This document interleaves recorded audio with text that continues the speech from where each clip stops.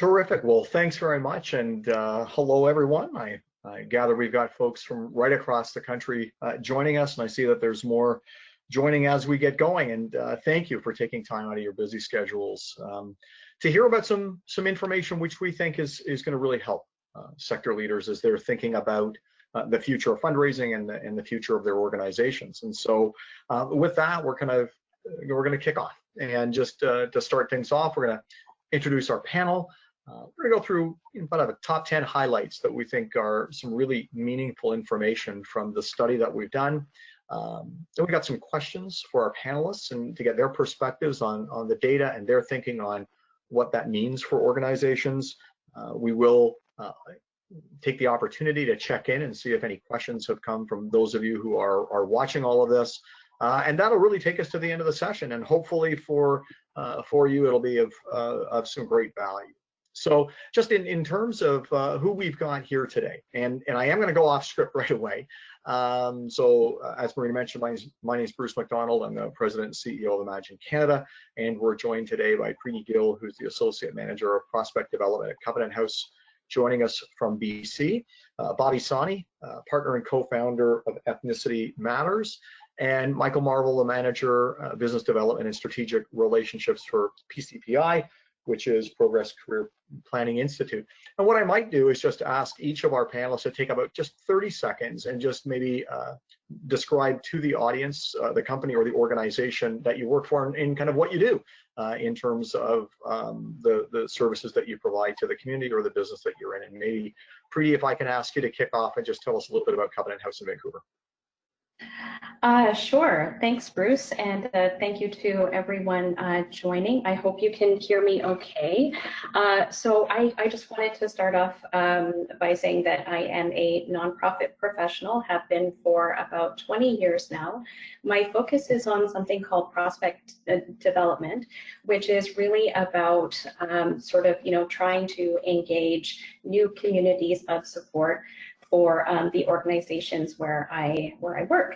And so currently I'm at Covenant House in Vancouver, and we support and serve youth who are either experiencing homelessness or are at risk.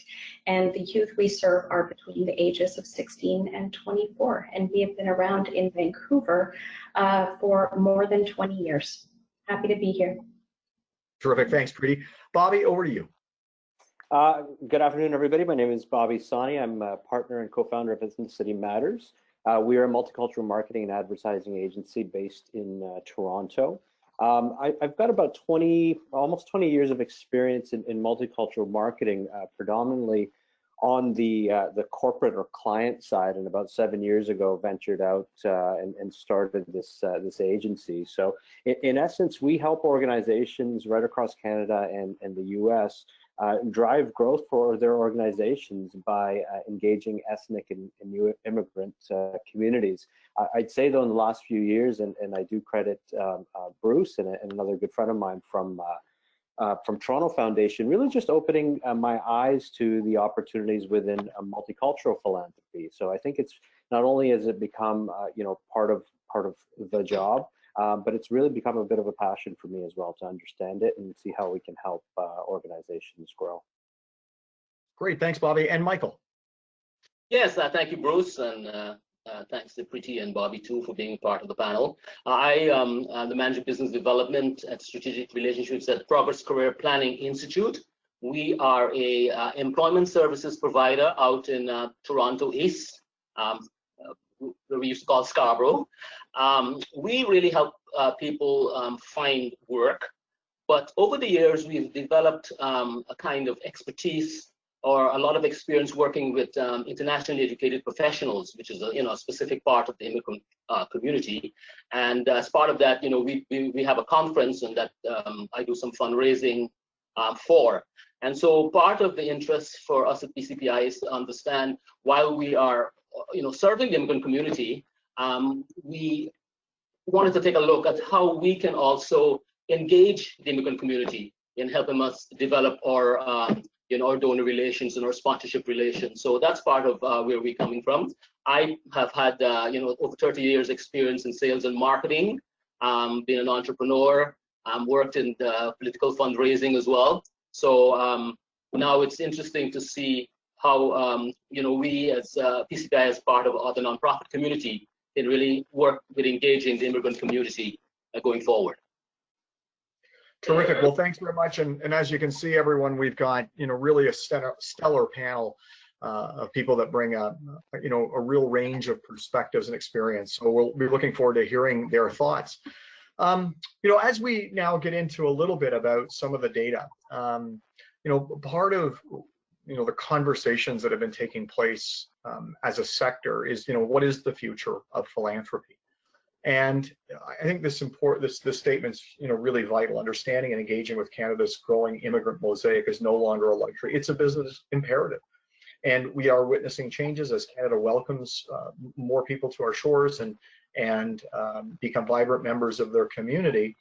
We really wanted to explore how individuals who were newly arriving, newcomers to Canada, and even second-generation Canadians were participating in philanthropy, in their community, with organizations, and really try to gain a deep understanding, because as Canada evolves and changes, it's important that sector organizations do so as well. And so, this is a significant change in our country. Currently, 1 in 5 Canadians, it's projected to grow 1 in 3 by 2036.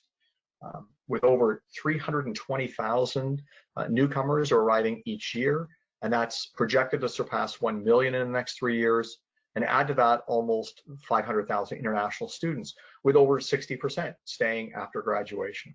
So as you can see, this is a significant conversation, and one that organizations need to be engaged in. And so to do so, we wanted to make sure that there was information and data that could support those conversations. And so together with Ethnicity Matters, the organization, the company that Bobby heads up, and their research partner, Cultural IQ, we conducted a survey of over 3,100 newcomers to Canada and second-generation Canadians.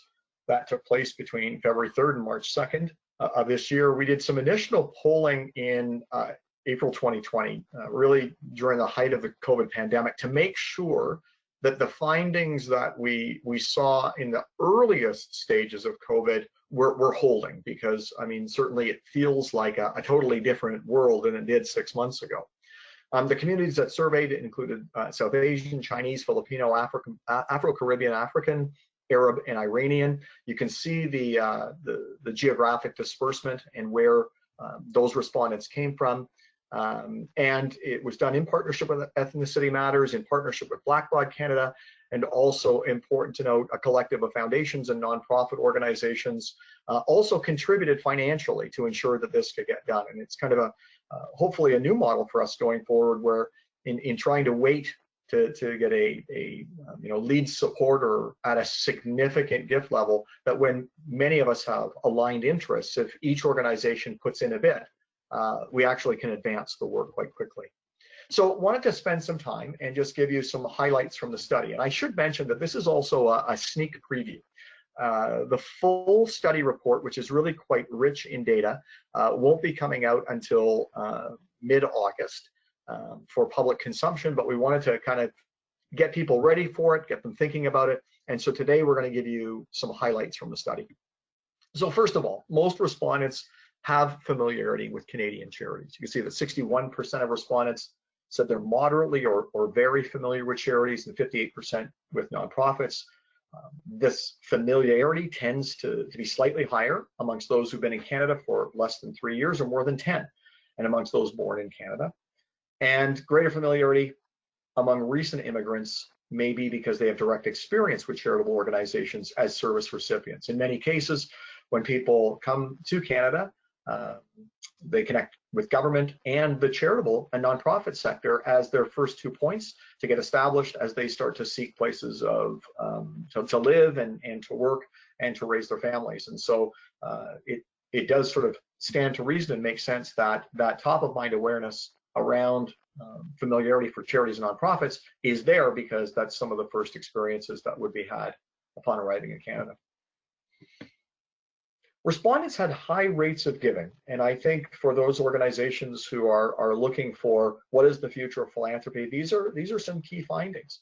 With just under 3/4 of newcomers to Canada and about 74% of second-generation Canadians reporting donating to charitable causes in the 12 months prior to the survey, with a pretty significant average gift to charity, being around $857 a year. You know, consistent with other Canadians, respondents' donating tendencies varied with their personal and economic characteristics, and they show similar patterns. So those who are employed are more likely to donate, and those employed on a full-time basis tend to give larger amounts on average, which again makes intuitive sense, but wonderful to see that there is a market here. There's markets here that are participating quickly with their communities. And donations rise with the years in Canada. So looking specifically at characteristics related to respondents' experience as immigrants and children of immigrants, those who are born in Canada are more likely to give and tend to give larger amounts. Similarly, amongst those who are born abroad, the longer they've been in Canada, the more likely to give and the more likely they tend to contribute. And you can see from the graph that there's a pretty steady pattern of growth based on duration and being in the country. Respondents give because it's the right thing to do. Multicultural Canadians give for a range of personal reasons. Some are intrinsic, such as feeling good inside. Others, such as tax credits, are related to external drivers. And others are related to knowledge of the cause or organization and their focus. There's clearly an importance of supporting organizations that help those outside of Canada. And some of the respondents really took a look at the sort of local versus national, international one, but you can see that the importance of a more local focus tends to remain consistent over time, but absolutely recognizing the importance of supporting those outside of Canada as well. Giving is rooted in family and religious values. The study shows that empathy displayed by survey respondents for those in need or the less fortunate is rooted in strong family and religious values. And this is, I think, a significant finding. A large majority, 70%, passed on these values by teaching their children about the importance of charitable giving. Similarly, 3/5 feel personally responsible for making Canada better and have a higher regard for businesses that donate to support such efforts. So again, really testing and checking in on motivations and very strongly seeing that empathy, which is supported by strong family and religious values, is really at the core of being a motivator for people to participate and give. And some causes are more supported than others. Our study found that respondents are most likely to donate to hospitals, religious organizations, fundraising organizations, and international development organizations, are least likely to donate to economic development and job training organizations, business and professional associations or unions, and advocacy or political organizations. And donation rates change over time, with those who have been here the least amount of time most likely to concentrate their giving relatively on social services, universities and colleges, and while those here longer tend to give more to hospitals. And again, intuitively, it seems to make sense as people will experience the services and be personally affected by needing healthcare and going to hospitals. It then impacts their giving patterns. One of the questions we were interested in exploring was around the relationship between traditional philanthropic giving to causes and people who come to this country sending money back to support friends or family overseas. And you can see that about 57% rather, of respondents report regularly sending money to friends or family overseas.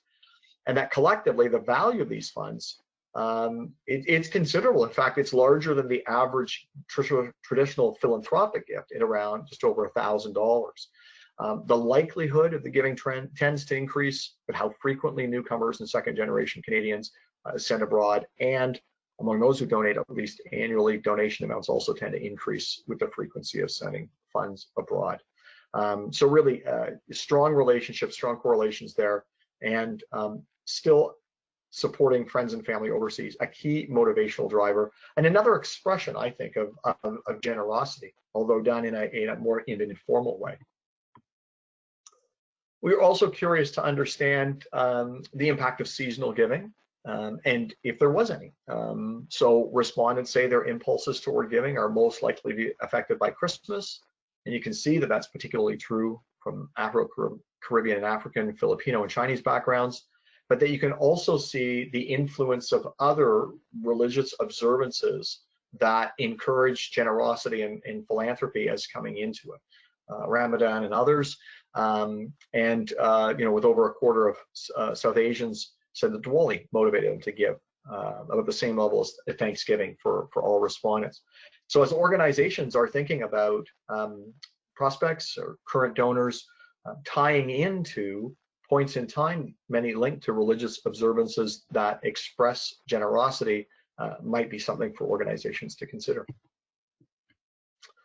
And then in that sort of poll that was done in April to really sort of look at the effect of the pandemic, it was noted that respondents with South Asian and Chinese backgrounds were more likely to intend to increase their donations as a result of the pandemic compared to the baseline population. And it's a significant difference there, an 11% gap.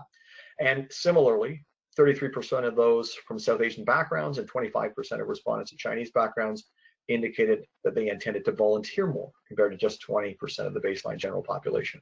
So, we were pleased to see that some of the indicators of participation, indicators of generosity and engagement seem to hold fairly steadily when we compared the early COVID findings to the middle of the pandemic findings. Well, I'm not sure middle is how I would phrase it, but certainly the most extreme measures that we've been witnessing in the country right now. And a key finding too is around the effectiveness of in-person fundraising tactics, and we're going to ask our panelists some questions about this coming up. With 44% of respondents donating using traditionally more single-channel methods, and those who donate using single-channel methods tend to give modestly larger amounts on average that don't. And of these channels, newcomers to Canada and second-generation Canadians have very high rates of giving through in-person fundraising, like galas, public canvassing, sponsoring people to participate in events, which of course we're seeing right now are really at risk during and after the ongoing pandemic, as organizations saw this spring really a collapse of in-person activities, whether those are dinners, whether those are 10K fun runs, whether it was door-to-door canvassing. And so there's an interesting link here that needs to be explored, because clearly it's an appeal. It's a process of fundraising that resonates with the audiences that we've surveyed, and yet at a time when doing in-person type events or activities is challenging, what does that mean for the future of this? I think one of the things too was that we saw huge potential here for Canadian charities. The survey underscores the critical importance of engaging diverse donors, and really should be a call to action for all leaders and stakeholders of our sector. Looking at just some basic financial modeling, we believe that the giving opportunity represented by the communities covered in this study could potentially, really look at about another $1.7 billion in giving. Just using some basic multiplier effects that we could draw some conclusions in this area. So very much an area for exploration, consideration, and strategy. And so with that, we're going to turn things over and start engaging with our panelists. And so the first question, which I think sort of comes right off of this last slide, which really speaks to the potential, also then speaks to intentionality. And so the first question that I'd like to ask, and I think Preeti, we'll go west to east and start off. We'll come to you first. Is as nonprofit organizations think about engaging newcomers and second-generation Canadians within their fundraising strategies, how can they ensure diversity and inclusivity are built into the decision-making process of these activities? So right at the outset, how are these considerations best factored in? So Preeti, maybe I could ask you to kick off on that. Yeah, thanks. And I think what you're really sort of speaking to are what are the barriers in the nonprofit sector that might be holding us back, right? Because we have all of this great information from this particular study now that show that particular cultural and racial groups are charitable. And we also know from, studies of like years past that they have an abundance of financial capacity as well.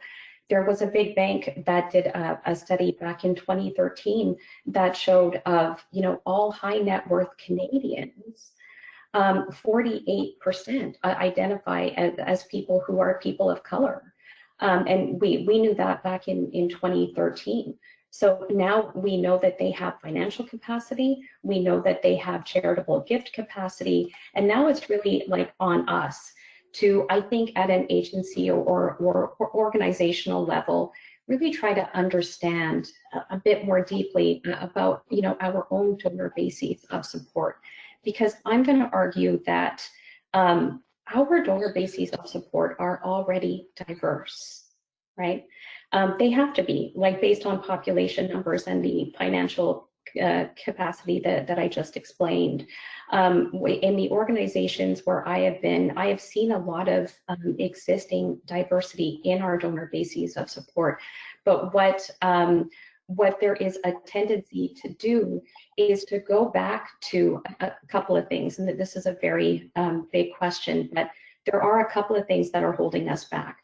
The first is those of us who are like sort of almost classically trained in like fund development are taught that donor acquisition, that new donor acquisition is simply too expensive.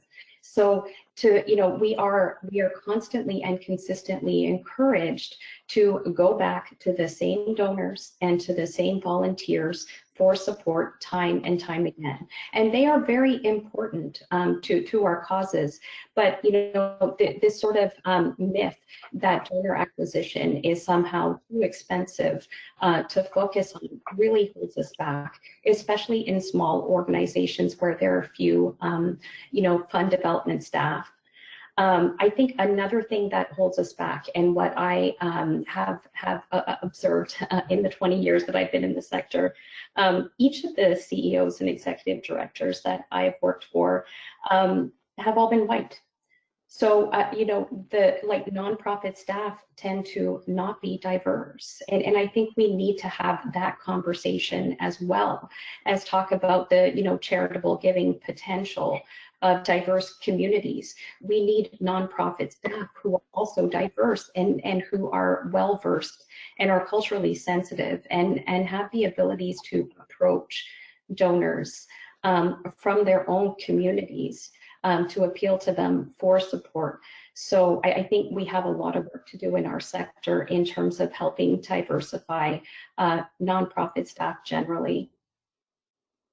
And that's a great point. I mean, it's not just about fundraising. It actually extends to the, in a sense, kind of the DNA of the whole organization. So Michael, over to you. Yeah. Bruce, I think Priti made some very good points there. One of the things that she said that got my attention, she said she thought that a lot of charities and not-for-profits are already making outreaches to a more diverse more diverse populations just based on where we are. Like in Toronto, Vancouver, especially.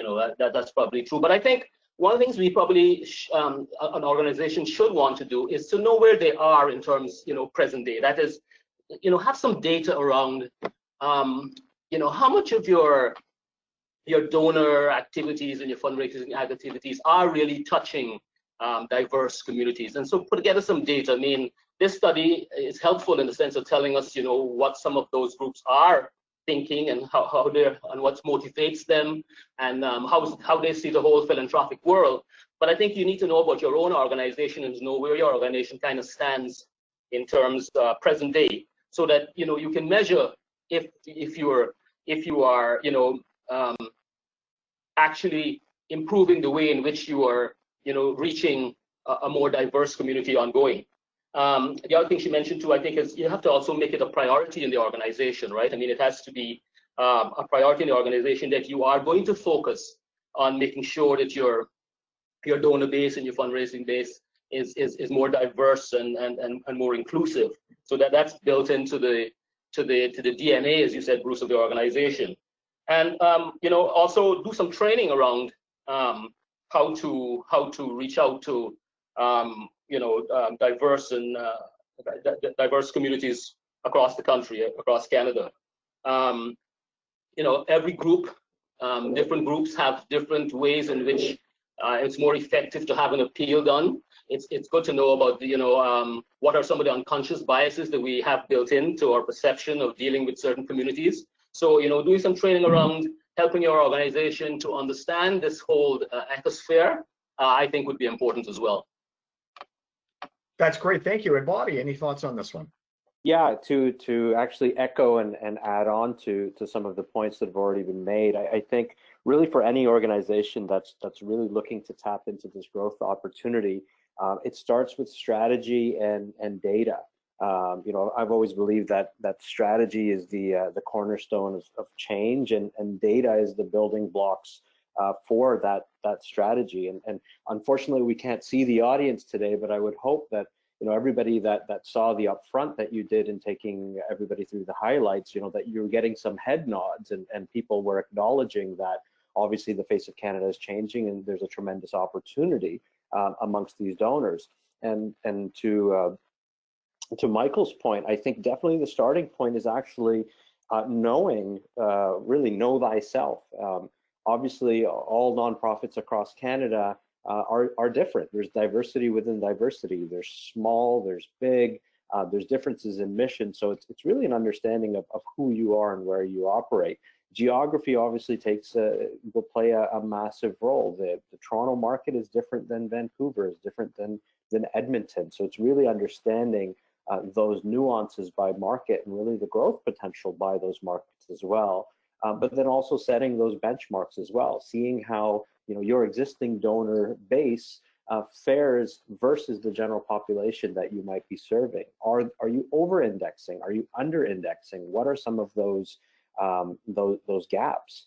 And then also, obviously, to drive these types of initiatives, you need that commitment from the top.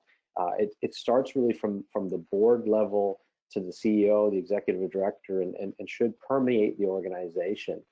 I think what everybody should keep in mind, and just something that everybody should just keep chanting, is that this is essentially a growth opportunity for the sector. It's a growth opportunity for each and every organization out there, and it starts with having the data, knowing thyself, and actually how to put that data into strategy and action. That's great. So we kicked off the first question by inviting all three panelists to comment. We've got a bunch of questions, and I'm guessing that there's some coming in as well. So what I'd like to do now is I'm going to lead with a question. I'm going to ask one panelist to address it. If either of the other two panelists or both want to comment, great. If not, we'll move on to another question, and then that way we might be able to cover a bit more ground. But obviously, if you've got something that you think is of value to add to the response, please do so. So Michael, I think we're going to come to you on this next question. One of the findings from our study is that methods that traditionally appeal to newcomers and second generation Canadians are the ones that are more challenging in the COVID-19 era: galas, events, and canvassing. Even with your organization or organizational colleagues, are there creative methods of fundraising you've seen start to successfully replace those sort of in-person type activities? Yes, obviously the pandemic and what's happening with COVID has put a large, a major, I wouldn't say dent, but has had a major impact on the way in which, organizations in the nonprofit world go about, doing fundraising. And I think it's, in some ways, it's too early to tell whether some of the new ways in which we are working and reaching out are effective or not. Because like our organization, I'm sure a lot of the organizations who are participating, they are trying different little, tests. We're using Zoom more, we're using go to a webinar, we're using, online networking events. using LinkedIn and social media.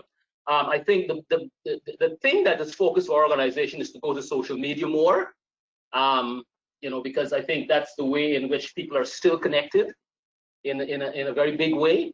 So, really developing a more sound digital social media strategy is important. And I think, I know our organization, we're working through that. Just trying to figure out what are the best tools to do that. And, there are all the new geolocating, services that, that people are offering to help you reach individuals by postal code digitally and through your smartphone. All those things are going to become more and more effective. But as with everything, I think the first thing is to have a strategy around how we're going to move into the digital social media sphere in order to do the networking and the donor outreach, because I think that's where a lot of it is going to happen. Great. So, Preeti or Bobby, anything you would want to add on this question around this sort of replacement of in-person type fundraising? Yeah, I'd like to build on that if I could, because where I am right now, we have certainly experienced, our events sort of moving into a virtual environment, and I would argue that actually creates an opportunity for us to open up to more communities to potentially reach out to, provided we have email addresses and ways to actually approach more of our donor base.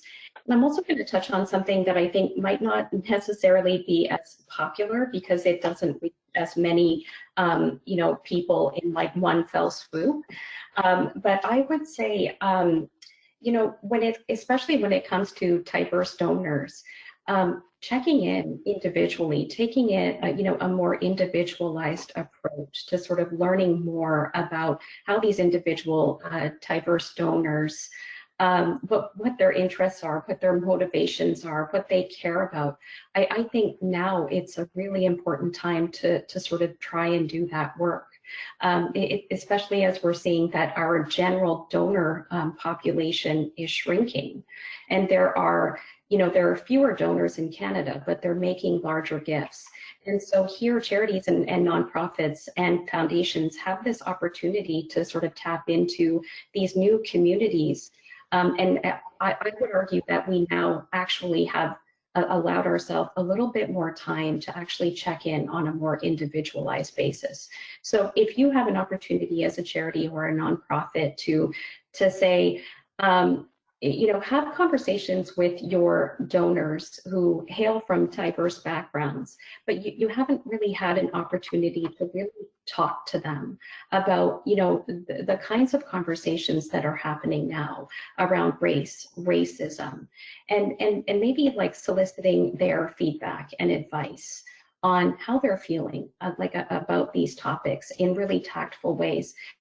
I think it's really good and opportune time to sort of start doing a bit more individualized fund development. So I'll say that. Wonderful. And it's interesting. One of the comments I've heard from people in the sector is that if there's an upside, if you will, of the current pandemic, is that some of their donors are actually more available to them to have conversations because they're not traveling as much.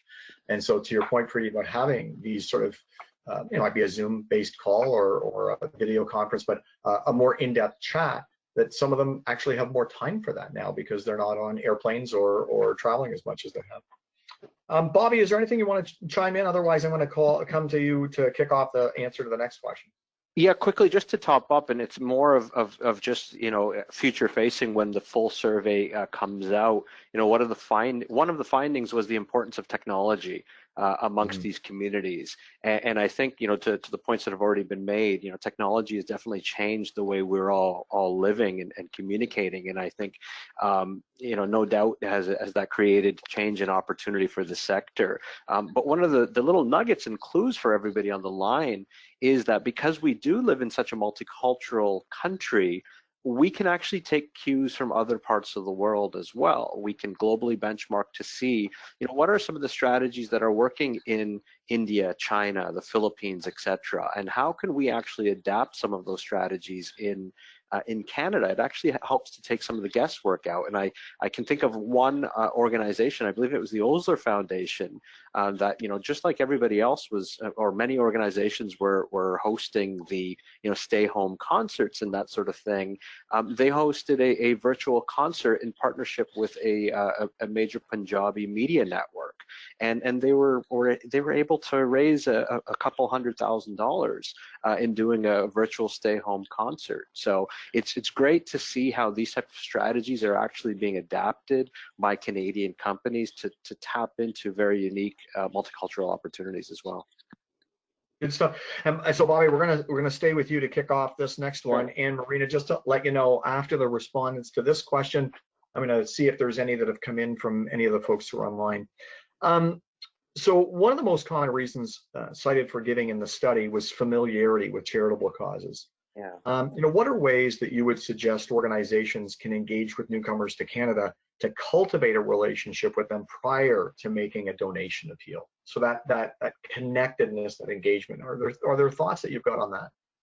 Yeah, definitely. I mean, again, going back to the full study when it comes out, one of the topics that we looked at amongst the respondents was reasons for not giving, and a certain percentage of the base said that they couldn't afford to donate more than they had already given.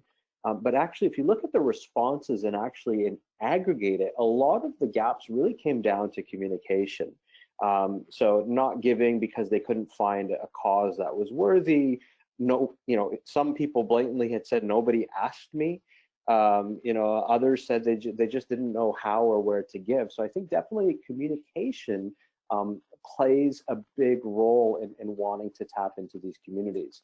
The good news is that multicultural communities across Canada have actually made it very easy for us to connect with them. They have online communities, they have offline communities. We talk about the phenomenon of geo-clustering. The fact that by postal code, we can actually pick off certain communities across this country and tell you, what the propensity would be from an ethnic origin or a language perspective. So a lot of different ways to isolate and identify these communities and talk to them. One of the most effective ways, to be honest, is ethnic media. And one of the things that we saw in a recent COVID-19 study as well was that ethnic communities were glued to ethnic media. Why? Because they wanted to see what was happening in their local communities, but they were also concerned for their friends and family back home as well. So ethnic media was actually giving them the best of both worlds and keeping them connected. So definitely, I'll say ethnic media is one of a key resource. I referred to Osler Foundation actually working in partnership with a media partner, to raise funds. But I think that's a phenomenal starting point for a lot of organizations. Great, thanks. So Michael or Preeti, anything you would want to add on this question around, cultivating a relationship prior to making a donor ask? Yeah, Bruce, I think, Bobby made some good points there. I think one of the ways is before you ask, for money is to reach out to the groups. As Bobby said, there are both a lot of online and offline community groups, professional organizations. They have, there a lot of communities have their own chamber of, kind of chamber of commerce or business associations, churches and the religious organizations. Reach out to them. And I think one of the ways to do it before is letting those organizations know, because they have vast outreach to their communities, what your organization is about, what it is, what kind of work you're doing. And also one way is to try to involve members of those communities in doing, say, as volunteers. You start off by doing volunteering work, the word spreads about, all the good work that your charities and nonprofits are doing. And then, once you've built up that kind of credibility and trust and the relationships, then making the move towards asking for dollars, could become easier and a little more effective. That's great. Preeti, any thoughts on this one? Yeah, I would just build on Michael's point about volunteering and sort of making volunteering opportunities a bit more welcoming for people of color. In particular, especially at mainstream and established charities and nonprofits. I think that there's actually a myth out there that that somehow, BIPOC, people of color, somehow they do a lot of sort of volunteering in their communities, but not necessarily a lot of formal volunteering outside of their communities, which I don't think is the case. I think it's a myth and part of the bias breaking that we need to do. But then I think also on the flip side of that, charities and nonprofits need to do a better job of like welcoming these new communities and offer volunteering opportunities that make sense for them. So. Great stuff. Thank you. So Marina, just thought we'd do a check-in here and see if there's any audience questions that have come in partway through? Yes, Bruce, there's 2 questions in particular I'd love to address. The first is, how do we apply this knowledge without also applying stereotypes, generalizations, or unconscious biases? Wow. I'm glad I'm a moderator, not a panelist. Who wants to jump in on this one? I think one of the ways, as I mentioned in one of the first, when we had one of the first questions or in the introduction, I think is it's important to also prepare yourself. Organizations should prepare themselves for the outreach, especially around things like, social stereotyping and unconscious bias. And it might be worth doing a little investment and doing some training for your staff and for leaders in the organization around issues like that.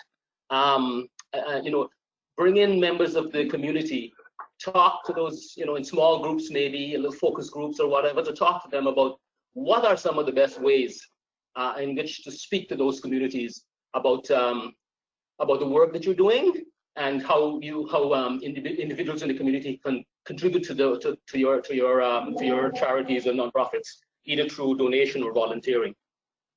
That's great. Preeti, did I hear that you might have a thought on this one too?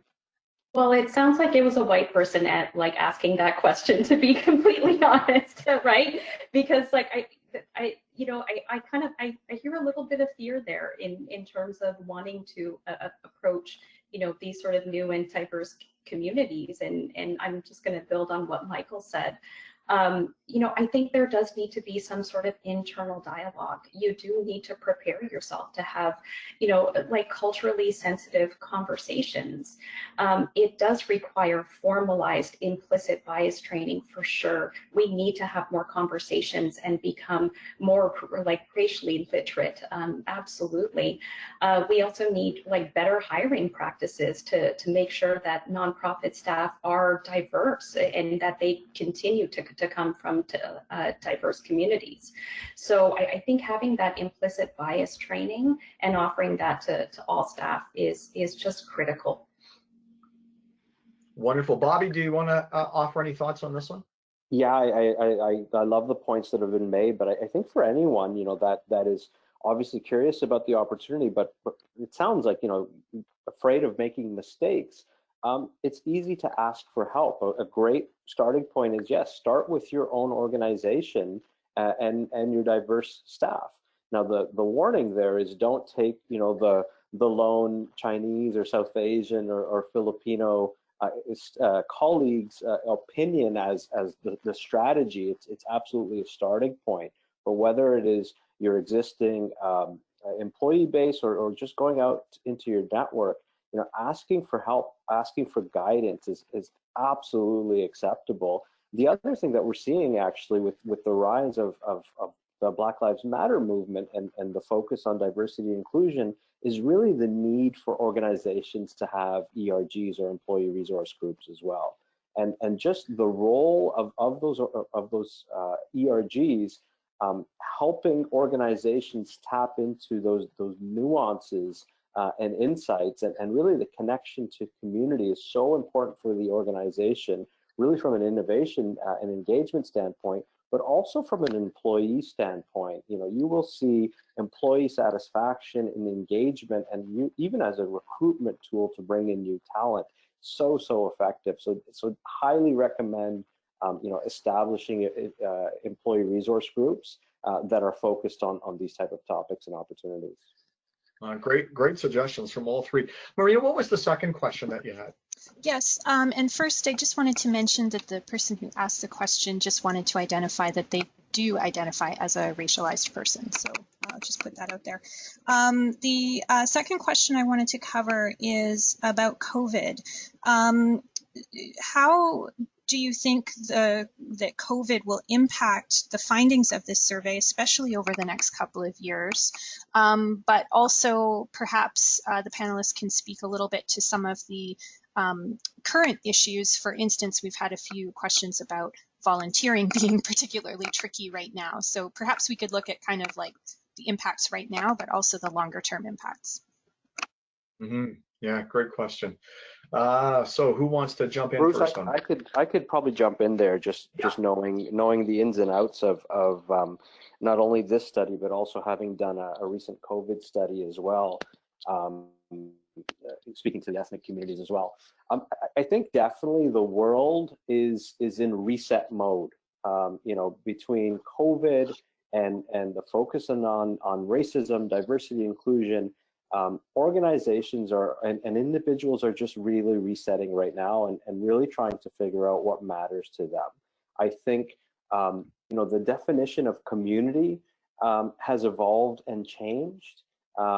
You know, amid COVID and will continue to change. I'll give a very quick anecdotal example.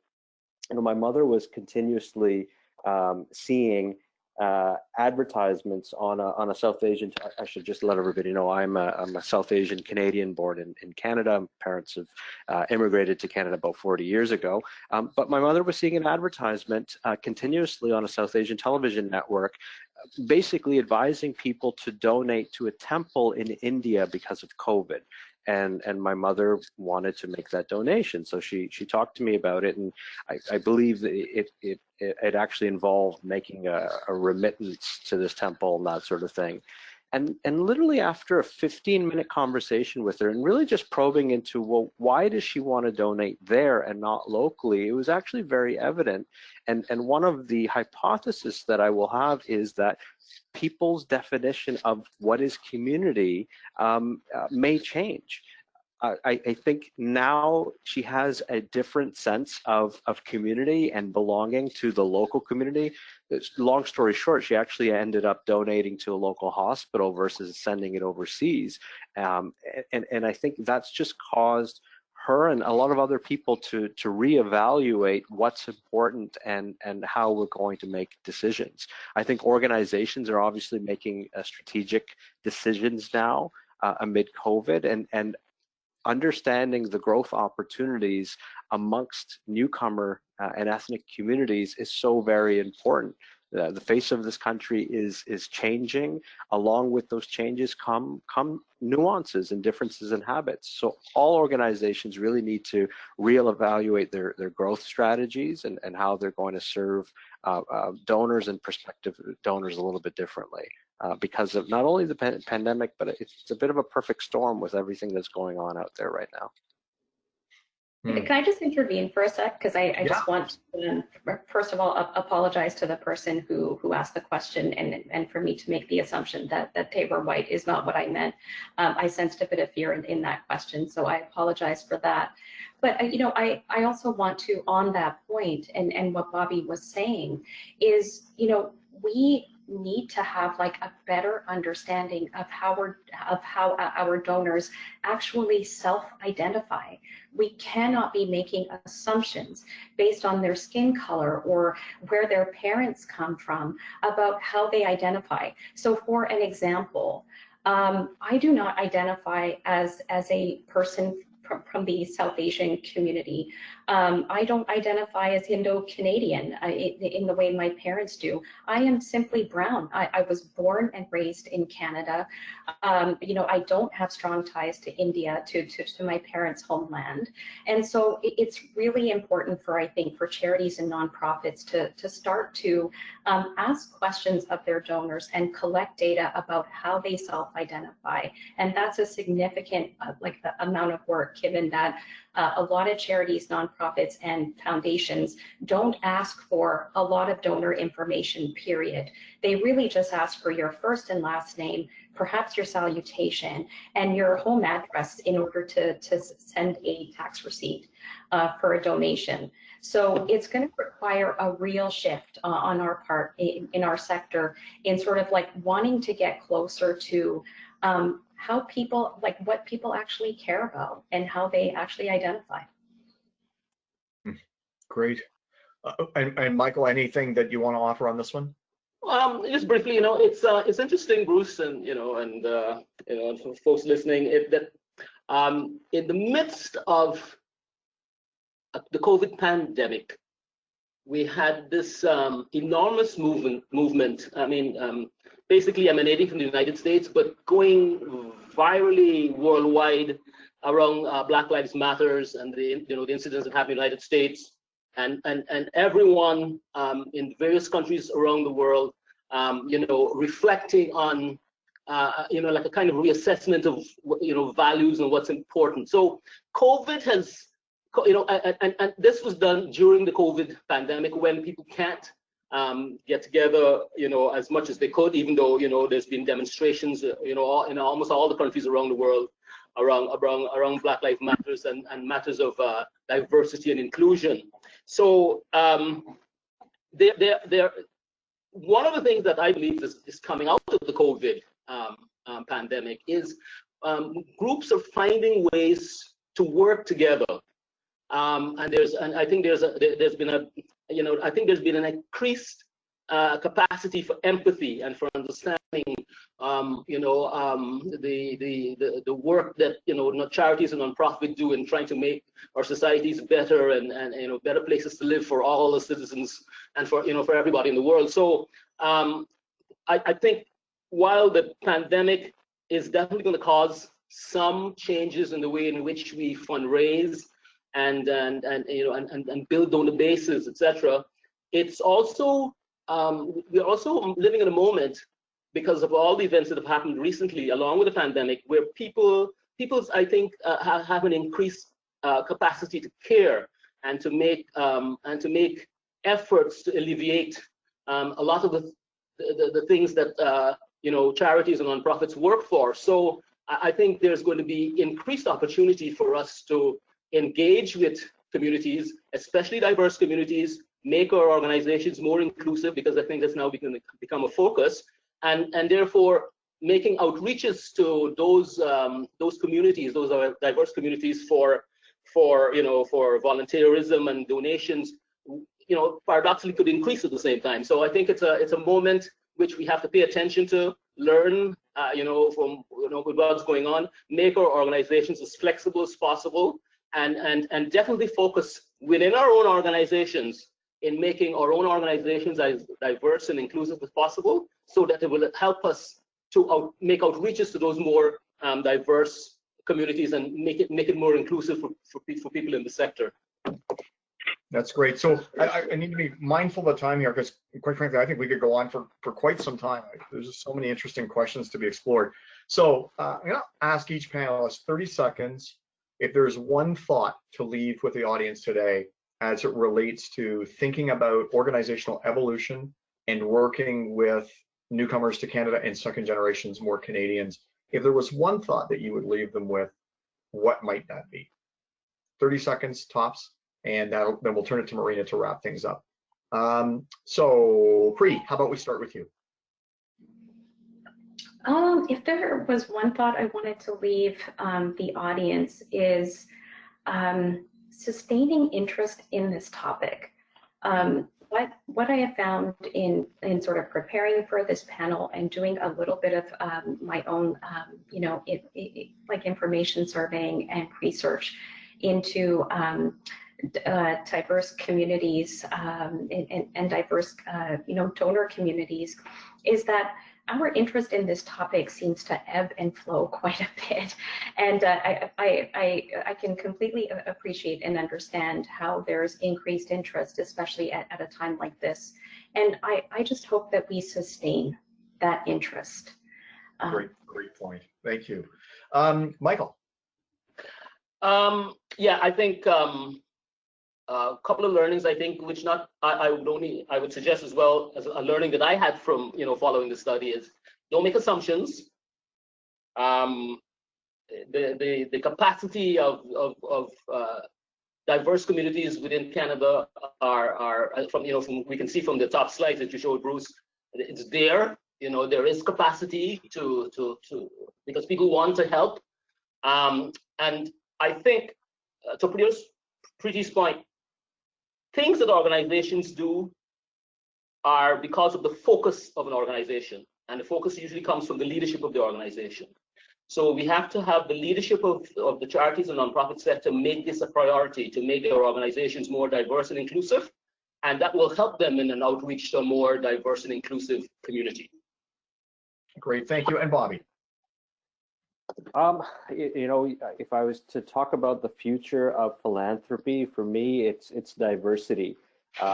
There is no one-size-fits-all model in a country that is multiracial, multilingual, multicultural, multi-religious, multi-age, multi-abilities, and so on and so forth. So we must accept that we live in a very diverse country and increasingly becoming more and more diverse. We must accept that we all, as consumers, as citizens, as donors, as philanthropists, we have different things that are going to make us tick, and only when we recognize those differences and nuances can we drive forward. And if I can be so bold to say that diversify or die, because not as people, but as organizations and as causes, you will be very quickly irrelevant if you don't change with the times and the changing face of Canada. Thank you so much. And we're going to flip it back to Marina. We didn't rehearse our ending, but I just want to express my personal thanks to the panelists. What wonderful insights, to Charity Village for hosting the webinar, and of course to our funding collective of organizations and Blackbaud that allowed us to conduct this survey. So Marina, back to you. Well, thank you so much, Bruce. You did a great job moderating, and I so appreciate you taking on those duties today. I also want to extend our thanks to Bobby, Preeti, and Michael for a really wonderful discussion. It's been a great session. We appreciate all of you taking the time to be with us today. I do want to remind everyone that we will follow up with you by email this afternoon with the webinar recording and the slide deck, and we will include a short survey that will take less than 5 minutes for you to fill out. So I do hope that you'll complete that for us if you can. You'll have an opportunity there as well to let us know if there are future topics you'd like to see us cover in an upcoming session.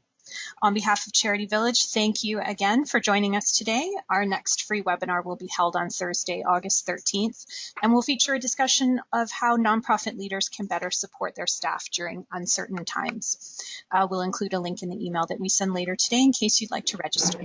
Thank you again for taking part in today's discussion, and I hope all of you have a wonderful rest of your day. Bye-bye. Thank you.